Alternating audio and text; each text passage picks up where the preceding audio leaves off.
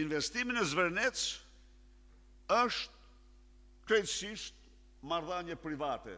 Për sa i përket ishullit, ata që qajnë elegjin e Sazanit, ata janë një grup hipokritësh, për të cilët le të derdhin lot krokodili sa të duan, se Sazani në mënyrë absolute ja marrë direkt, edhe paraardhësim është marrë Fatos Nano, ja u kemi ofruar investitorëve, dhe nuk është një investim i thjeshtë.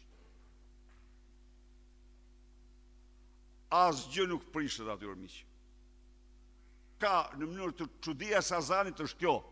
Nuk janë as brigjet, as deti, është ajo bimësi e mrekullueshme në një ishull pa ujë.